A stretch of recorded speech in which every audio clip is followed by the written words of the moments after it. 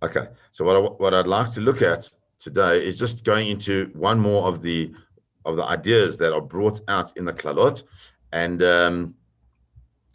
if we look at the psukim in Chaf Vav, so in Chaf Vav, the Torah says, firstly it says, we said yesterday, if you don't listen, and then and we spoke about what all that means, and that process, and then the Torah says in Yud Chet, so it's Chaf Vav Yud Chet, that's Chaf Vav 26, verse number 18, Ve'im ad eile lo tishmuli. So it says, once, even though you understand that not listening to HaKadosh Baruch Hu has led to certain consequences, if nonetheless you continue, all that, you still don't listen to Hashem, Hashem will continue to liyasra etchem, liyasra, like to discipline person sheva al chatotechem, 7 times on the on that what has been done before,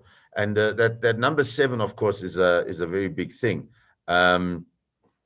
It always means completion. It's not there's no more holding back any longer. HaKadosh Baruch Hu is going to give the whole thing. And then he says, when shavarti et gaon uzchem, gaon uzchem is like the glory, your proud glory, your strength. When atati et shmeichem kebarzel, I'll make your scars like iron, but artzechem kenechusha, and your earth like copper. And so what is Gaon Uzchem? What is the strength of the Jewish people? So Rashi tells us very simply that Ze Beit HaMikdash. That at the end of the day, the power that we have is and the glory that we have is the Beit HaMikdash, because that's the place where we are able to connect most profoundly with our Kodesh Baruch Hu. So the first thing that's going to happen in the event of us not doing what we need to do, Hashem says, okay, the Beis Hamikdash will be impacted upon. Okay, then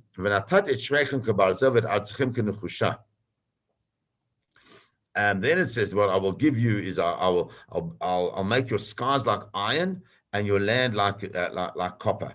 And obviously that is quite an intense thing to worry to understand, because it means that Hashem is going to close the skies, and is going to not allow the land to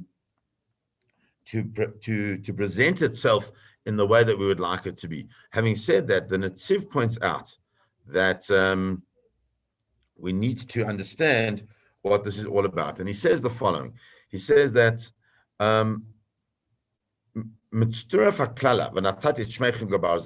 says that when it speaks about the Beit HaMikdash, why does the Beit HaMikdash then, the next step in the Beit HaMikdash, mean that without the Beit HaMikdash, then the skies are no longer going to give their rain, and the land will no longer give of its produce? And she says the following: Sharei birkat hatfua talui b'korbanot. Where does the bracha come from for the fact that we'll have the produce that we need? Explains the Netziv that it all comes from the korbanot. The korbanot, when we initially the korbanot in the midbar, in the desert, those were about connection to Hashem. But the minute we moved into the land of Israel, then the korbanot are no longer just simply about connection, but they're also the source and the root of the brocha that we'll have in our produce. And so therefore he says, so once the power of the Beit HaMikdash has been destroyed, immediately there will be the end of the rain and and not having the proper produce that we want. And so therefore he says that they're totally connected with each other.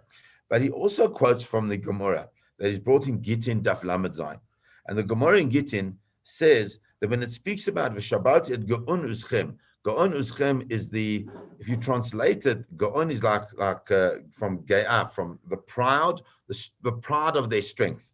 And he says, Eilu ha'ge'im sheba Yehuda. We're talking about not the Beit HaMikdash, but we're talking about the people who walked around feeling a sense of pride, a sense in a way of arrogance, that were in the space of Yehuda, and we have to understand that therefore, what does it mean that Hashem will destroy those people who walk around in a manner in which there's a certain level of arrogance? How does that then connect into the the next level of curse, which is the fact that there won't be rain? And he says it's very simple.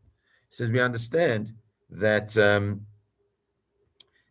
the whole world is built on this concept, and it's a fascinating concept because it comes up in everything. That the whole world is built on this concept of the mashpia and the mushpa, the one who kind of influence or impacts, and the one who is the recipient of that impact. So, on a simple level, shamayim is the mashpia. The rain comes from the heavens and it impacts onto the land, which is the mushpa.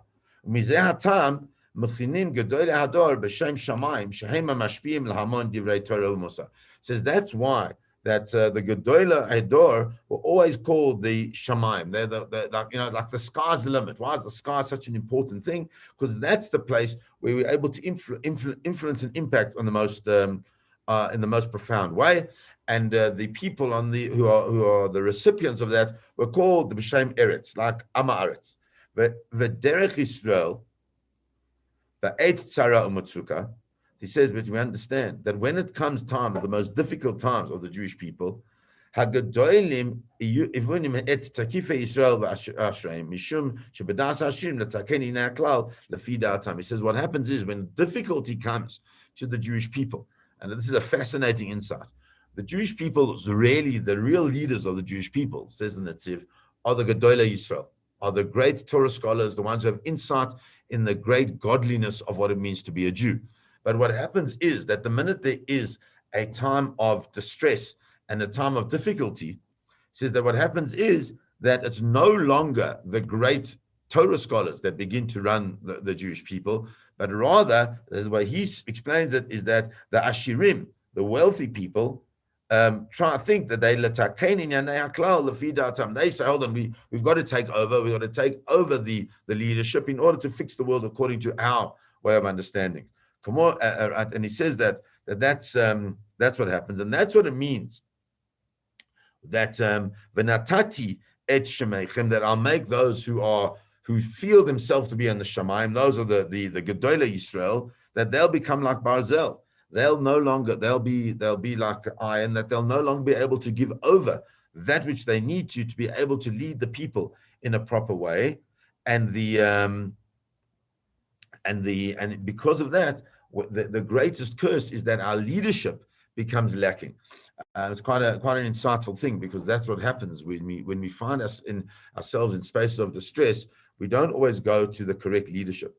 And what the Netziv is saying is that we need to realize that as Jews, our leadership needs to come not because there's money available and not because there is that's where the leadership is, but our leadership must come from Das Torah. But Das Torah is a very complicated thing. We often refer to Das Torah and as the Gedolah Yisrael and things like that. But there's a lot of writing on that at the moment about how one has to have what Das Torah is about, Torah leadership from an intellectual and a deep level. What happens in the world in which we live is that people are so concerned about making their own decisions that they're asking Das Torah decisions on every single thing in their lives, which isn't really, it seemed to be the original way in which the Torah was meant to operate, but rather it's the way that it's become. So the Netziv points that out,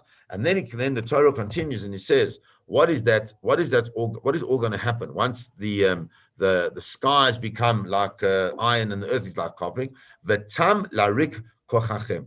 What is that? V'tam larik kochachem. Your strength, the things you'll put in so much effort based on the advice that you're getting that is not spiritually motivated, that it will actually have no purpose to it.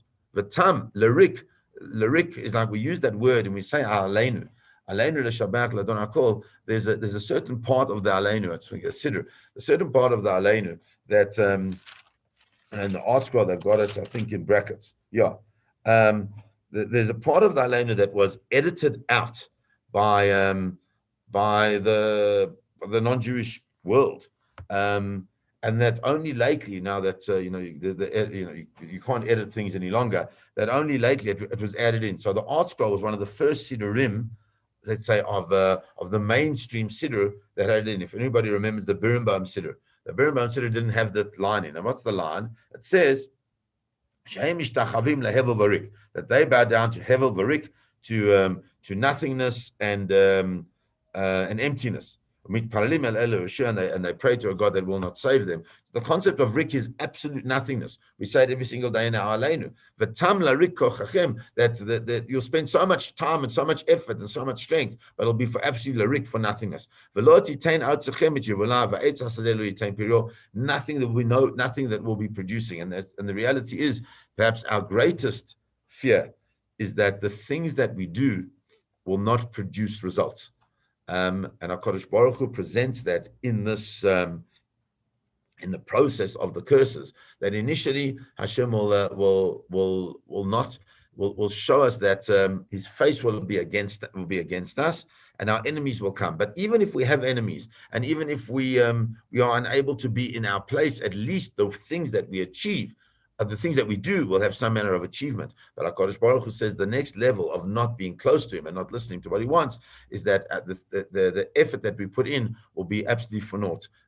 There's no greater curse than that, to spend time on nothing. It's like that story, this will finish, that story of the guy who is imprisoned, and he's told to, part of his thing is hard labor, and he's got to go take this, it's like a mill. He's got to walk round and round every day, just for hours, round and round and round. And he thinks at least he knows that he's milling something. He's milling the wheat as he goes round and round. And then after the years of his imprisonment, he comes out and he sees that it was actually attached to nothing.